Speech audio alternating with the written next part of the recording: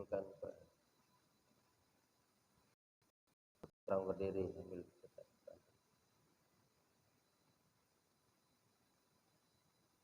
Jadi Bayu, panggil teman yang masih ada asrama. Pertama masih tidur. Bubuhannya merduan lah. Jadi hitungnya dari sini ya. Kamar 1 yang MTS kan? Ramdhani baru 2. Kamarnya apa itu? Ya, Mujahidin, Hendra, Khalil.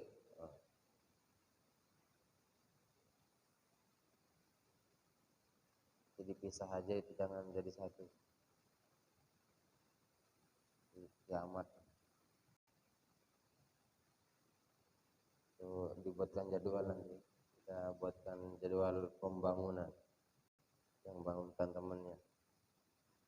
Bulan kita try, kita coba kamar 2. Kalau tidak nanti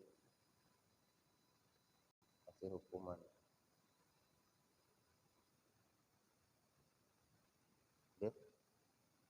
Di Menara.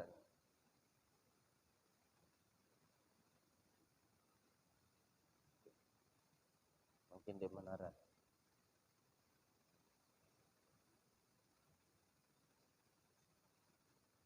Putri tadi ada yang sakit ya? 2 orang ya? Ya, kita doakan guru-guru kita ya, sahabat kita, teman-teman kita semua yang dalam keadaan kurang sehat, dalam keadaan sakit, mudah-mudahan diangkat segala penyakitnya oleh Allah Subhanahu wa taala sehingga disehatkan seperti sedia kala untuk taat beribadah kepada Allah Subhanahu wa taala. Ala hadhihi niyyah wa ala kulli niyyatin salihah وابتغاء مرضات الله ونية القبول والإجابة شأن الله. الفاتحة. أعوذ بالله من الشيطان الرجيم. بسم الله الرحمن الرحيم.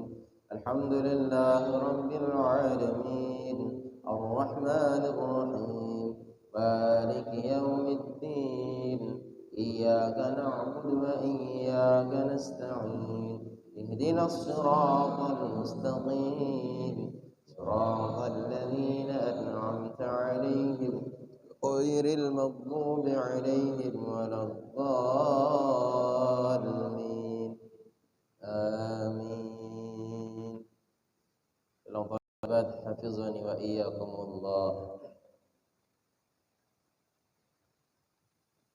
Suatu ketika ada sahabat Nabi sifatnya dengan sahabat yang lain. Namanya saja Nuaiman namanya. Sahabat Nabi yang bernama Nuaiman ini nanti bisa dibaca di kitab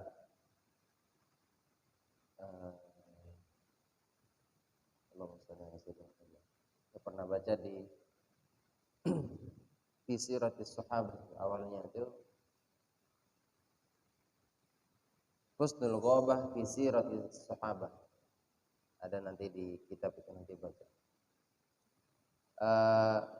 Nuaiman ini sahabat Nabi yang agak beda sifatnya dengan lain. Artinya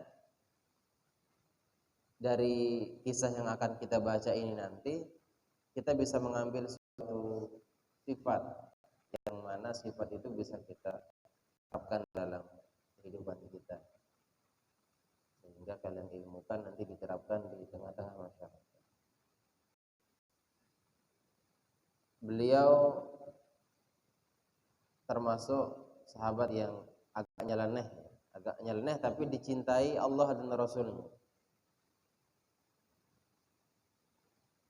Contoh saja, Rasul mengatakan, wahai Nuaiman, engkau selalu harus berbuat jujur, berkata jujur. Dan beliau orangnya ya, Nuaiman ini jujur.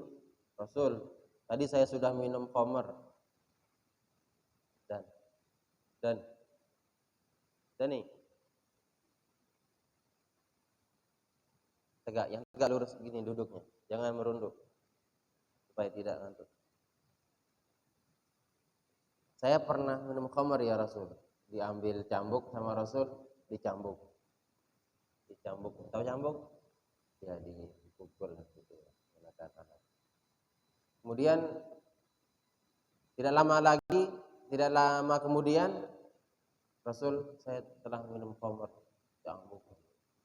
Sampai minum lagi, cambuk lagi. Minum lagi, cambuk lagi. Bahkan kata sahabat itu jengkel lah sahabat yang lain itu melihat perbuatannya kepada Rasulullah. Membuat Rasul sibuk gitu ya.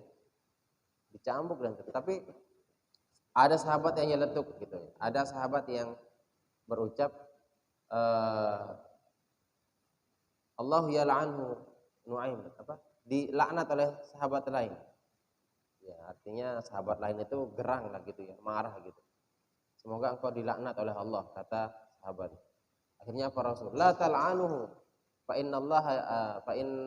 innahu yuhibbullaha wa rasuluh. Jangan engkau melaknat dia, jangan engkau mencaci dia, karena dia dicintai oleh Allah dan Rasulnya. Coba. Karena memang dari sifat kejujuran pertama. Yang kedua, orangnya polos, tapi polosnya itu nyakitin banget gitu ya. Dia itu kalau ngelihat suatu barang yang bagus, jubah, pakaian, makanan, itu kalau melihat sesuatu yang baru dan bagus itu ingin sekali dalam hatinya membelikan Rasulullah, tapi tidak punya uang. Akhirnya apa? Di Rasul dengan sahabat lain kumpul gitu ya. Terus disuguhkan apa? Madu, ada roti, makanan lah intinya, ditraktir gitu ya sama Nuaiman. Oh, dimakan oleh Rasulullah bersama sahabat lain, makan gitu. Begitu selesai, si Nuaiman datang bersama siapa? Seorang laki-laki.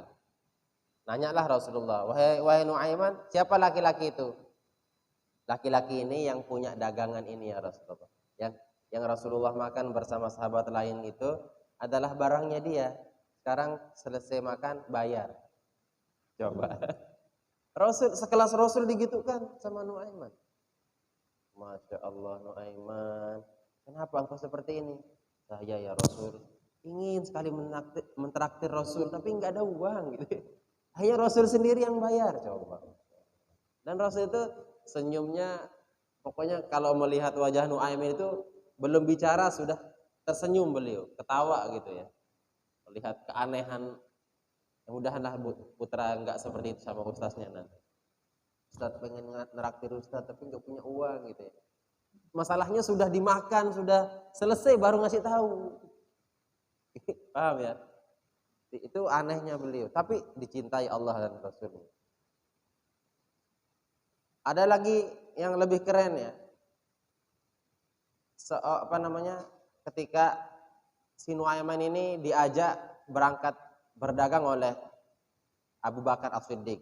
Kita ketahui bahwa Abu Bakar As-Siddiq itu seorang pedagang yang luar biasa, yang bolak-balik ke luar negeri gitu ya. Kalau bahasa sekarang itu sebentar-bentar ke luar negeri, mengekspor, mengimpor dan seterusnya.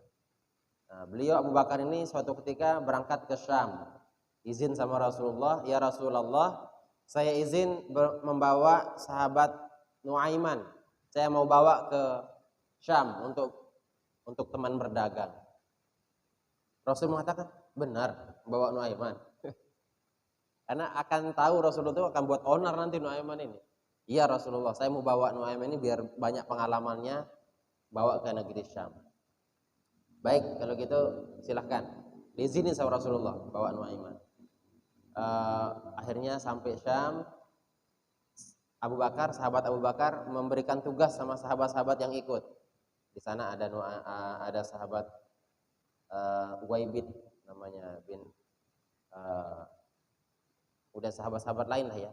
Ini jaga nasi, jaga makanan, kamu berdagang, kamu jaga uang, yang nukarkan uang kalau ada yang membeli dan seterusnya. Dan satu orang yang terakhir Nuaiman, kalau saya ya Rasulullah, ya Abu Bakar apa tugas saya? Kalau kamu Nuaiman, terserah kamu mau buat apa. terserah kamu mau kerjakan apa. Oh, santai Nuaiman. Kemudian si Ibit tadi tugasnya menjaga makanan. Ya sudah siang, si Nuaiman ini lapar. Kemudian, Bit, ini sudah jam makan siang ini. Saya lapar. Kata Ibit, kita makan harus sama-sama dengan Abu Bakar dan sahabat yang lain. Kita harus menunggu beliau. 2-3 jam lagi akan pulang. Saya benar-benar sudah lapar ini, tidak tahan gitu. Tidak, orangnya ini sangat manut sekali, sangat taat sekali dengan perintah. Jadi kalau sahabat Nabi merintahkan untuk tidak mengasih makan siapapun kecuali kalau sudah kembali, itu amanahnya dijaga. Benar nih ngasih saya, kata si Nuaiman. Iya, saya tetap jaga amanah. Ya sudah, berarti kamu membuat masalah dengan saya. Pergi dia ke pasar, si Nuaiman. Dia lihat orang-orang sedang berdagang bersama budak-budaknya. Ada yang jual budaknya itu sekian juta, sekian ratus juta. Ini 50 juta. Pokoknya dia nanya saja, oh mahal ya orang ya. Orang yang dijual, manusia itu, budak itu manusia yang diperjualbelikan. Hasil rampasan perang saat itu dijadikan budak. Akhirnya si Nuaiman memanggil seorang saudagar. Wahai saudagar yang akan membeli budak, saya punya budak di rumah. Saya punya budak di rumah. Ini buat gara-gara sama Nuaiman. Saya punya budak, tapi dia punya aib. Aibnya itu, kesalahannya itu sering mengatakan dirinya merdeka, tidak mengakui dirinya budak. Gitu ya. Pokoknya saya jual paling murah sudah. Kalau kamu tadi beli 200, 300, saya jual 100. Murah betul. Iya, pokoknya tapi aibnya satu. Dia nanti kalau kamu tangkap, dia ngaku dirinya merdeka gitu. Si Nuaiman. Akhirnya benar dijuallah 100. Uangnya diambil, dia pergi keliling kota, belanja sana sini. Pokoknya dengan hasil uang penjualan sih. Sampailah orangnya di sana tuh lagi jaga makanan itu. Maksudnya siapa itu? Ibit tadi. Dijual temannya. Sampai sana, saya telah beli di tuan kamu tadi dengan harga 100. Saya ini orang merdeka. Iya, saya tahu kamu sudah aibmu itu selalu mengatakan diri merdeka padahal kamu budak. Diambil, dijual. Allah, diambil Ibit itu, dibawa sama penjual tadi. Pembeli tadi. Akhirnya apa? Pulang sahabat Abu Bakar. Abu Bakar pulang, mana penjaga makanan ini, Ibit? Kata sahabat lain, dia telah dijual oleh Nuaiman. Masya Allah, kata Abu Bakar ini, sudah benar kata Rasulullah ini. Benar kamu bawa Nuaiman, kata Rasul kan? Sudah tahu akan terjadi apa gitu. Akhirnya apa? Siapa yang beli Ibit tadi? Saya yang beli. Berapa dibeli? 100. Mau saya beli lagi? Saya mau jual kalau harganya 2 kali lipat. Akhirnya dijual 200. Akhirnya Abu Bakar juga yang keluar uangnya. Dikeluarkan uangnya, dibeli kembali Ibit tadi, sahabat Nabi yang jujur tadi, yang amanah. Pulang dari dagang dari Syam, diceritakan kejadian itu oleh Abu Bakar kepada Rasulullah. Rasulullah sangat tersenyum, bahkan ketawanya sampai kelihatan gigi mulia beliau mendengar ceritanya si Ibit tadi. Jangan-jangan pokoknya ada sahabat yang memang seperti itu anak-anak semua. Cuma jangan sampai itu walaupun seperti itu dia dicintai oleh Allah dan Rasul. Jadi memang ada dari segi keunikan sifat yang dimiliki beragam oleh sahabat yang memang itu sebagai pelajaran buat kita. Tapi tidak semuanya harus dipraktikkan kayak tadi ya. Ingin memberikan Rasul makanan, kemudian pakaian terbaik, dia tidak punya uang, dia dikasih bajunya Rasulullah, senang dapat hadiah dari Nuaiman. Ternyata itu bayar sendiri ya Rasulullah. Suruh bayar. Tapi itulah. Tapi Rasul tidak pernah merasa, beliau selalu senang dan senyum melawan hal-hal seperti itu. Jadi itu salah satu bentuk sifat daripada sahabat Nabi. Ada banyak lagi ya kisah-kisah sahabat yang keren menurut kami. Makanya itu silahkan adik-adik semua nanti perbanyak baca sirah ya, perjalanan-perjalanan orang yang soleh terdahulu. Saya kembali ke cerita saya tadi malam itu, bahwasanya kenapa sampai tidak ada bosan-bosannya mengaji, tidak ada bosan-bosannya mengaji mudzakarah. Saya awalnya dulu heran dan bahkan heran bin bengak lah ya, bahasa Inggrisnya itu bengak. Tahu bengak? Heran bin ajaib gitu ya.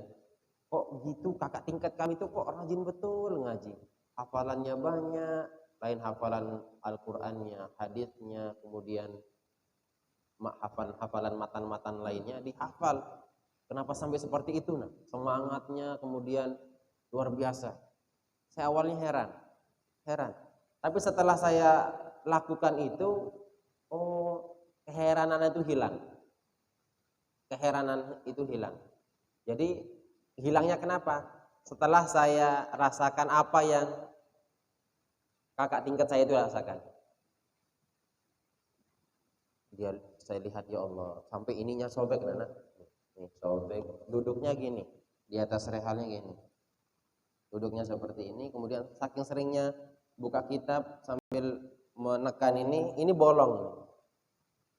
Kemudian ini bolong juga ini. Semuanya tak imanan. Tak imanan itu tahu, yang ada bintik-bintik hitam sudah biasa. Itu saking jarangnya dicuci atau dicuci sekali nanti keringnya satu, bajunya satu. Saking sederhananya. Kemudian dia baca kitabnya. Segini lah, kurang lebih segini. Yang itu segini yang sudah dibaca. Yang belum dibaca lebih atas lagi. Yang sudah dibaca. Dan dikuasai. Tidak berhenti berjam-jam duduk dengan asyiknya, dengan lezatnya dia mengulang hafalannya, mengulangi pelajarannya. Saya tidak heran setelah itu karena saya bandingkan dengan kehidupan kita saat ini. Saya pernah menemukan seorang santri, siswa yang pegang HP dari jam zuhur sampai asar, tidak pernah masa lelah di depan HP atau depan laptop main game. Lelah enggak dia? Tidak. Bahkan berjam-jam, bahkan sampai lewat asarnya. Enggak capek kan? Apa bedanya dengan orang yang tadi baca kitab berjam-jam, duduk menikmati ilmu yang dia dapatkan, peroleh, atau di hadapan guru ngaji berjam-jam tidak lelah. Apa bedanya? Jelas bedanya ya. Kalau orang-orang soleh terdahulu itu kelezatan dia, ketaatan itu dijadikan sebuah hobi, sebuah kesenangan, bahkan sudah cinta dengan itu. Cinta dengan apa? Ketaatan. Kalau kita sekarang beda cintanya, hobinya beda. Cintanya dengan ya tadi gadget, pegang HP, main game. Lama enggak terasa karena cinta sudah. Sehingga semuanya mudah dan ringan saja dilakukan ketika sudah cinta. Makanya cinta Allah itu yang paling utama kita raih. Kalau surga itu nomor sekian, karena surga itu makhluk Allah. Surga, neraka, kita itu makhluk Allah. Tapi kalau cinta dan ridhonya sudah paling mahal. Karena bagian dari apa? Iya, kalau sifat apa? Zat sifatullah, apa namanya? Kalau cinta itu kan dari Allah sendiri, artinya bukan ciptaan lah itu ya bahasanya, memang dari Allah Subhanahu wa taala. Kalau surga itu kan diciptakan, makhluk seperti itu. Makhluk. Nah, tapi kalau cinta dan ridhonya Allah itu sudah dari Allah Subhanahu wa taala. Nah, itu semua karena apa bedanya anak semua? Orang-orang dulu, soleh-soleh terdahulu itu senangnya dengan ilmu, senangnya dengan kitab, senangnya dengan ngaji. Kalau kita sekarang senangnya dengan apa? Nah, main Facebookan, Twitteran, apalagi WhatsAppan, main game. Apa bedanya coba? Seandainya semua aktivitas yang kekinian diganti dengan keduluan, insya Allah sama mungkin alimnya dengan Imam Syafi'i gitu ya. Iya, sudah hafal Quran. Kalian bisa 4 tahun hafal Quran, kan gitu. Seandainya dirubah loh ya, dirubah. Atau teman saya yang candaan sih. Kalau seandainya Ustaz, seandainya Imam Syafi'i atau Imam Maliki itu hidup zaman sekarang, pasti punya Facebook beliau gitu. Karena memang zamannya beda gitu. Kalau saya dulu hidup sama beliau, tak saing gitu. Saking nggak mau kalahnya. Tapi ala kulli hal itu sekedar saja.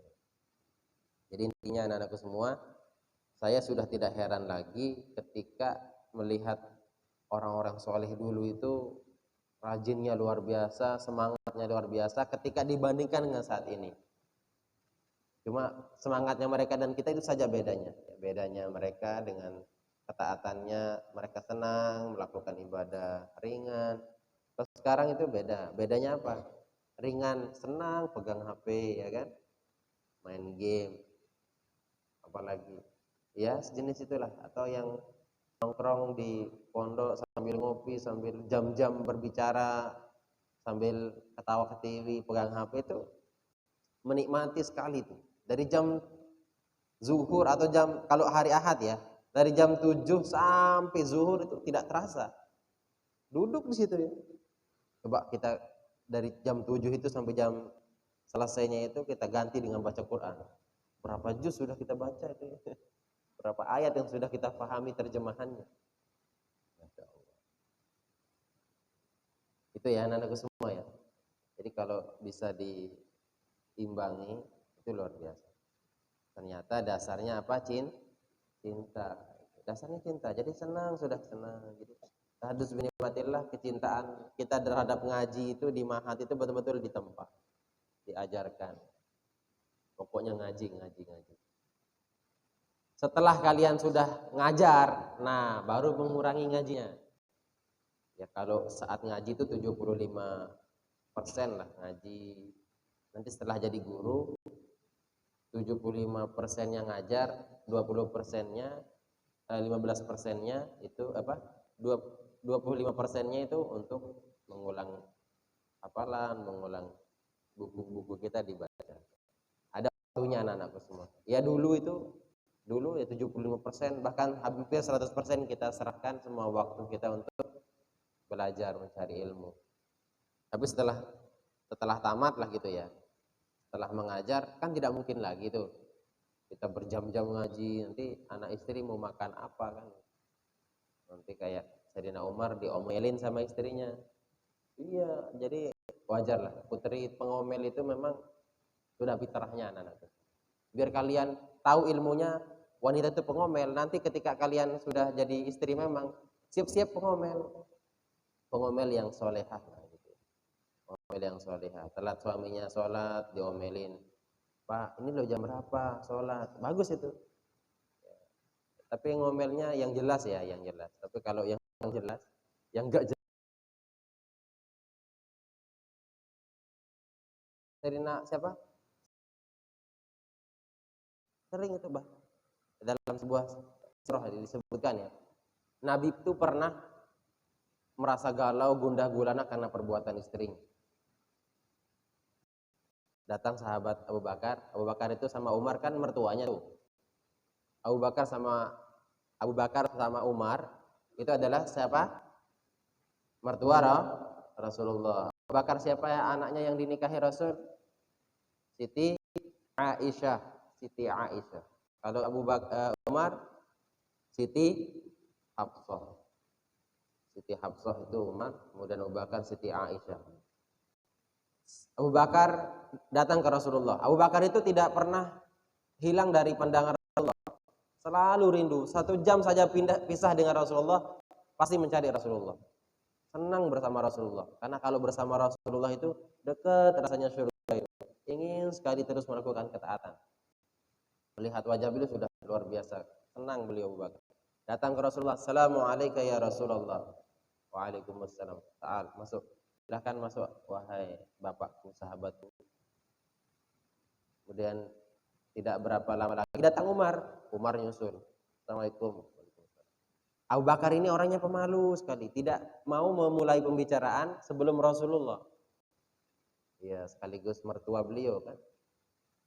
pun seorang mertua, berarti beliau malu dengan Rasulullah. Baru datang Umar. Kalau Umar ini beda, agak ya ceplos-ceplos lah gitu. Sampai Rasulullah Assalamualaikum. Ada Abu Bakar di sini. Jadi lihat Rasulullah diam, Abu Bakar diam. Diam ini. Jadi beliau langsung memulai pembicaraan. Rasulullah, saya mau curhat ini. Nah, silahkan Umar. Saya kok sudah memenuhi kebutuhan istri saya. Kemudian saya telah menafkahinya dengan ma'ruf, dengan baik. Ya, saya kasih kebutuhannya lebih dari kebutuhan sehari. Tapi kok tetap ngomel ya, marah terus, marah-marah terus bawaannya, ngomelin terus. Pokoknya dia cerita keadaan keluarganya sama Rasulullah. Rasulullah itu setelah Umar cerita, ketawa seketawa-tawanya. Ya Allah, ketawa gitu. Dan Abu Bakar itu orangnya ngikut. Kalau Rasul ketawa, dia ikut ketawa. Kalau Rasul senyum, dia ikut senyum. Apa nih dua-duanya? Kalau Abu Bakar saya tahu, kalau Abu Bakar ini tersenyum karena Rasul tersenyum. Kalau Rasul ketawa, dia ikut ketawa. Ini Rasulnya, kenapa Sul? Kenapa Sul? Kenapa ya Rasulullah? Kenapa ya Rasulullah? Engkau tersenyum. Saya kok cerita sedih kok diketawain gitu. Wahai Umar, saya itu dari tadi murung, galau, sedih. Terus datang Abu Bakar juga mukanya agak sedih. Terus kamu datang ceritain keadaan istri di rumah gitu. Saya ini termasuk orang yang saat ini galau, risau, sedih karena perbuatan anak engkau berdua. Oh, coba. Perbuatan anak-anak engkau berdua. Abu Bakar anaknya siapa? Aisyah. Umar, Hafsah. Gara-gara anak-anak kalian berdua saya juga merasa ini galau gitu. Betapa tidak galau coba. Begitu jariahnya Ummu Salamah, istri Nabi. Karena setiap istri Nabi itu semuanya ya janda semuanya. Istri Nabi itu semuanya janda. Satu yang perawan, Siti Aisyah, Ummu Salamah, Siti Khadijah, Siti Fatimah. Siti Khadijah, kemudian Siti Ummu Aiman. Pokoknya semua istri Nabi yang 11 itu ya, itu semuanya janda. Istri pertama beliau janda. Nah, ini Siti Aisyah ya. Aisyah ini pencemburu banget. Girah itu dalam bahasa Arabnya itu cemburu. Jadi memang pembawaan wanita itu cemburu. Akhirnya apa? Beliau lagi masak, lagi umur 14 tahun, lagi betul-betul semangatnya masak lah, belajar masak untuk dikasih ke Rasulullah. Masakan spesial khusus Rasulullah. Begitu matang, datang jariyah, seorang budak utusan Ummu Salamah. Ummu Salamah itu terkenal dengan masakan yang lezat. Istri Rasul itu punya kelebihan. Kalau Siti Khadijah itu kelebihannya cari uang, cari nafkah, cari uang. Kalau Siti Khadijah zaman sekarang itu pintar cari uang, cari ke kantong suaminya. Dimanapun suaminya nyimpen, tahu aja tempatnya. Itu wanita pintar cari uang. Kalau beliau Siti Khadijah ini betul-betul mencari, artinya ya mendapatkan gitu ya dengan hasil usahanya. Singkatnya, datang jariyah itu, tok-tok, Assalamualaikum ya Rasulullah. Dibuka pintunya, Siti Aisyah di belakang. Ini apa? Ini masakan dari Ummu Salamah. Mendengar itu oleh Aisyah, datanya. Itu apa? Ini ada masakan dari Ummu Salamah. Dari madunya kan?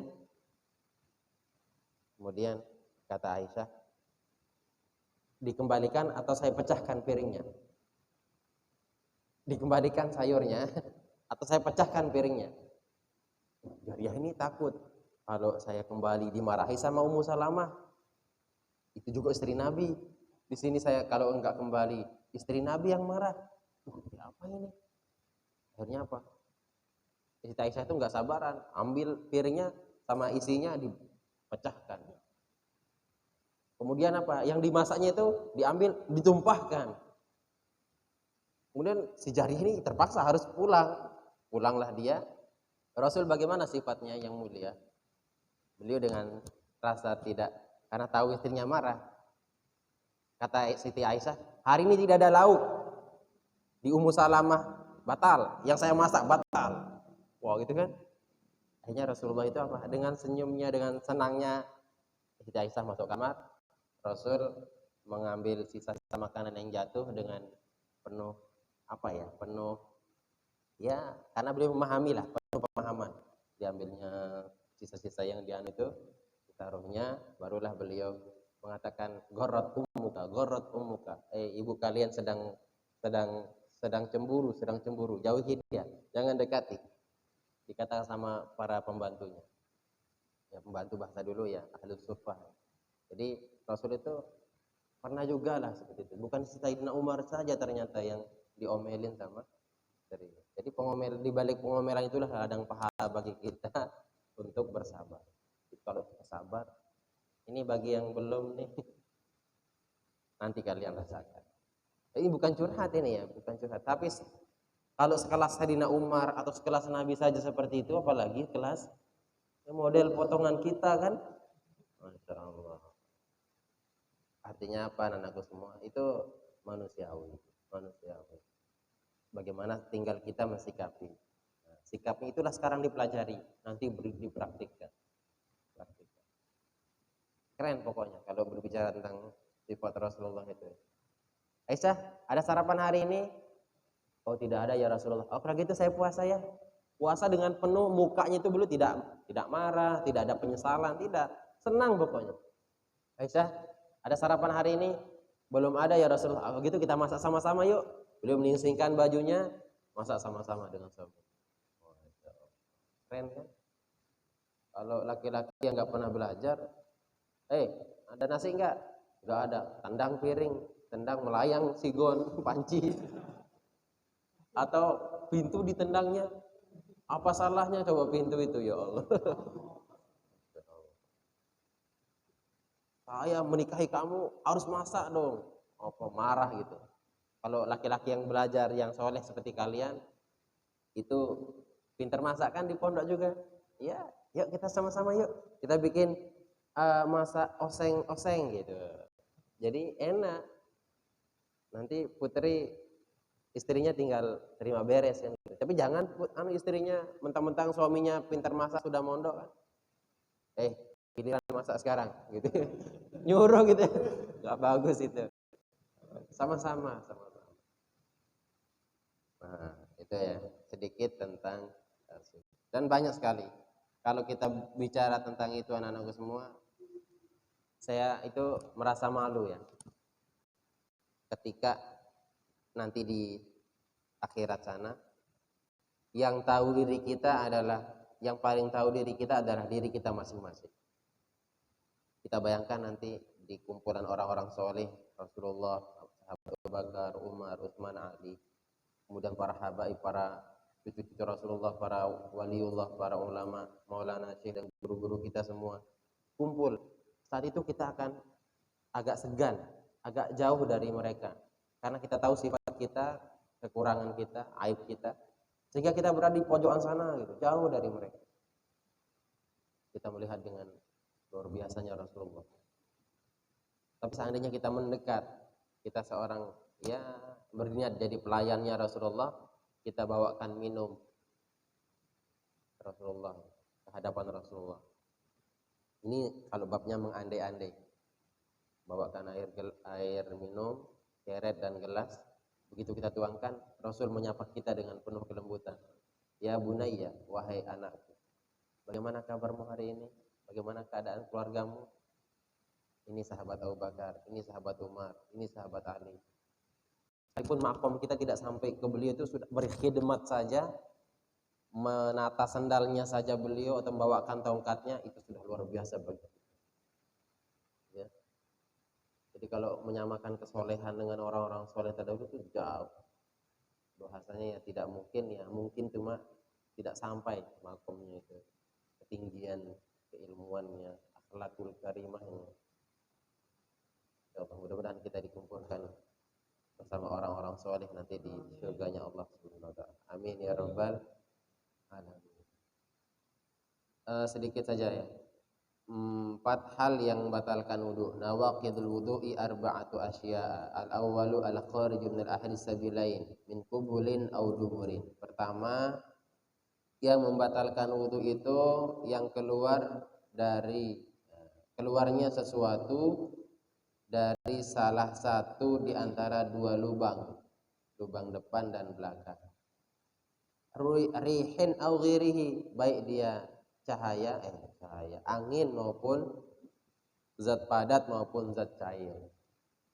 Angin itu zat padat kan zat cair? Ibu, gas ya, gas. Hah? Bukan gas racun itu, gas alam, gas alami. Jadi kalau keluar angin, dur, gitu, batal wudhunya. Atau dia telah minum aqua bersama botolnya,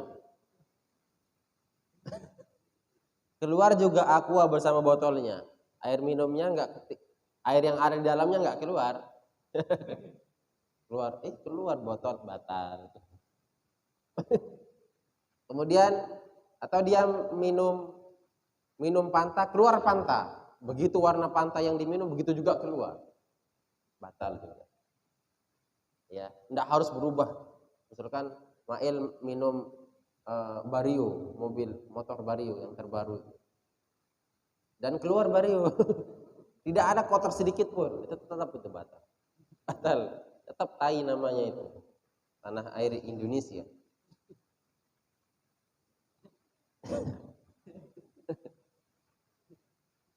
Atau dia makan pentol dia utuh, dia makan ditelan, dikeluar juga pentol, cuma bedanya ada sausnya. Batal. Jangan digambarkan, dengarkan saja, nanti jijik kan. Batal. Pokoknya keluar dari salah satu dua lubang, apakah lubang depan kah lubang belakang. Kalau ada lubang ketiga apa? Ketiga lubang apa ya? Ya.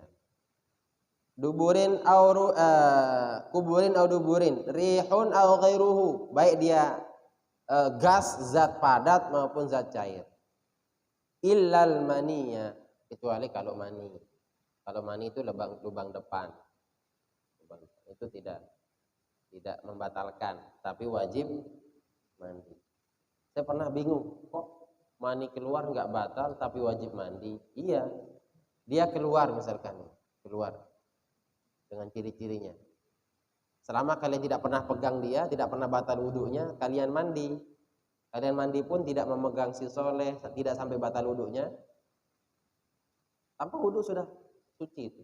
Artinya kalian sudah boleh sholat. Tidak batal wudhunya. Tapi ya kalau kita kan nanggung tuh, sudah batal sekalian aja pipis, kemudian kita bersihkan, baru kita wudhu lagi kan apa-apa. Repot betul. Tapi ini menggambarkan tentang sucinya si mani.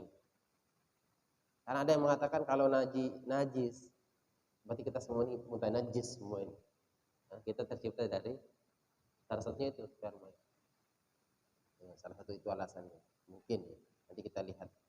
Zawalul akli yang athani, yang kedua membatalkan wudu itu zawalul akli binaumin au ghairihi, hilangnya akal karena tertidur ataupun selainnya.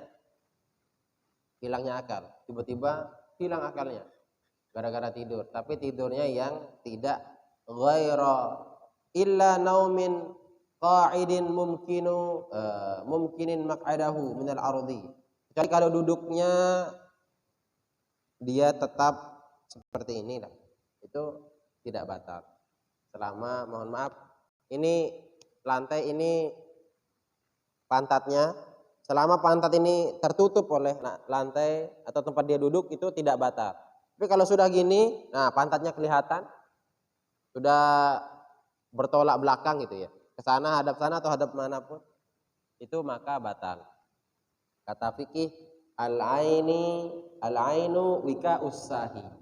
Dua mata ini adalah penutupnya lubang belakang atau lubang dubur.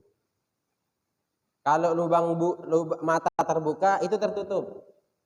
Jadi kalau mata ini terbuka, lubang belakang tertutup. Tapi kalau mata tertutup, lubang belakang terbuka. Makanya kalau tidur itu tertutup mata, yang bawah terbuka. Terkadang banyak orang yang tidak sadar dirinya kentut, keluar angin karena memang al-ainu wika usahi. Mata itu adalah penutupannya di lubang belakang. Jadi kalau lubang belakang tertutup dengan rapi seperti ini, mata tertutup, maka itu tidak membatalkan wudhu. Tapi kalau dia tidurnya gini gitu ya, langsung jatuh gitu ya, langsung kelihatan pantatnya tidak lagi tertutup oleh lantai, di hadap sana pantatnya atau hadap atas, batal.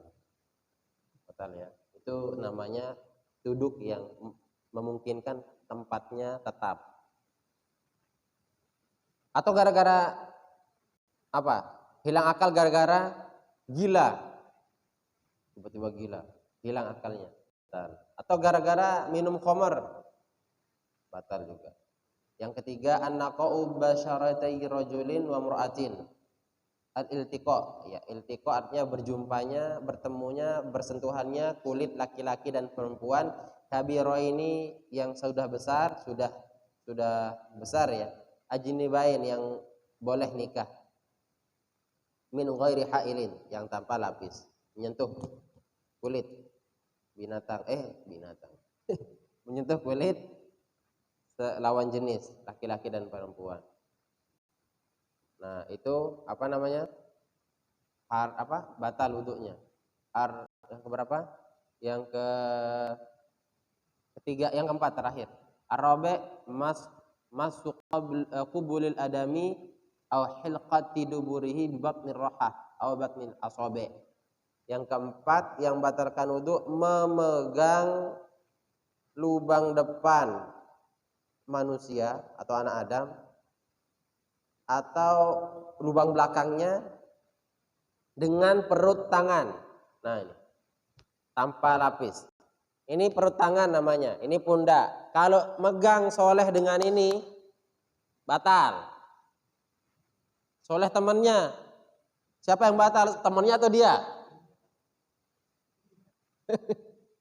Yang batal yang megang atau yang dipegang? Yang megang. Dikira sampah. Batal. Atau lubang belakang dipegang, ya bahasa Inggrisnya itu kelokok, di inilah. Jadi itu batal. Megang kemaluan dengan perut tangan. Tapi kalau megangnya pakai ini, batnul kaf dengan ini namanya ini? Punggungnya tangan, itu tidak apa-apa. Gatal misalkan, gini kan saja. Tidak. Ya, putra putri sama. Ya. Ini mana kedangannya? Ya ini ya. Kalau gini lah, kalau gatal gini ya. Itu tanpa lapis. Kalau ada lapis ya mau diapain enggak apa-apa. Kalau punya lapis mau dipakein batnul kaf atau ininya bisa. Nah, itu ya. Batal dengan menggunakan jari jemari. Kenapa ini ya? Karena itu cepat rusak makanan pencernaan. Makanya Rasul itu makan itu bukan pakai sendok. Tapi ada kalanya pakai sendok, makan kuah, makan soto atau makan bakso pakai tangan. Kapan selesainya? Ada saatnya. Itu cepat sekali rusaknya. Ada Allah yakum ajmain, dan ada manfaatnya kita. Ada pertanyaan nih? Satu sajalah. Ya.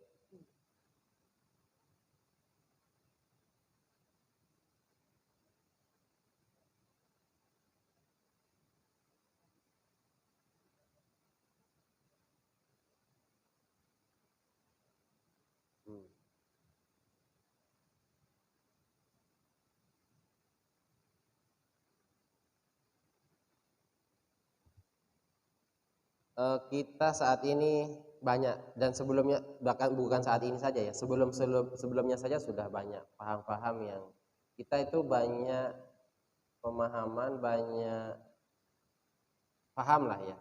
Terutama ada yang jamaah, kita mohon maaf, ada yang Salafi, Wahabi, ada yang Sunni mengatakan dirinya, kemudian ada yang jamaah tabligh misalkan. Apakah misalkan di jamaah tabligh khususnya pertanyaannya Rizky ya, apakah baik meninggalkan keluarga? Saya berbicara dari sisi baiknya dulu ya. Saya kenal ada teman saya yang jamaah juga. Ketika dia akan berangkat khuruj, keluar dari rumahnya 3 hari, seminggu ataupun 40 hari, itu biasanya di keluarga itu musyawarah dulu. Musyawarah, minta izin, diizinkan baru keluar. Kalau tidak, tidak keluar. Tetapi sekali lagi itu catatannya adalah dia pernah izin, maka itu bagus ya. Kemudian dari segi pengamalan, dia itu mengajak untuk salat berjamaah, ya, mengajak untuk dekat kepada Allah, diundang orang ke masjid, ya kan? Itu jamaah tabligh. Tetapi dari segi orang-orang kan tidak mungkin kita paksakan menjadi jamaah gitu ya. Karena ada orang yang sibuk di kantor, sibuk di madrasah ngajar. Coba Ustaz Hazur jadi jamaah tabligh, kapan ngajarnya kan?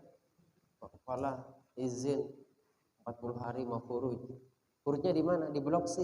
Ketika pengajar ajak orang-orang kalau kita di sekitaran kita di sini tanpa diajak sudah ke masjid kan gitu. Ya ada tempatnya.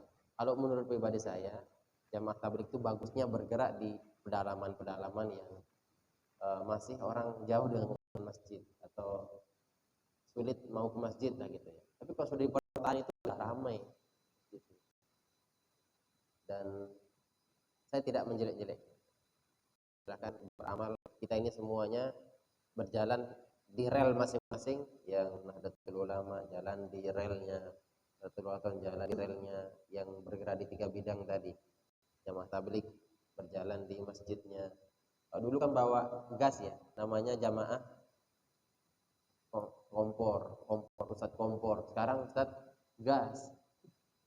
Bahkan sekarang udah nggak pakai gas, pakai listrik aja. Magicom, colok, mau masak pakai listrik, ya kan? Tapi ada Allah hikmah, intinya ala kulli hal kita ini diajarkan di santri ini untuk memahami sebuah keragaman, sebuah perbedaan itu kita hargai.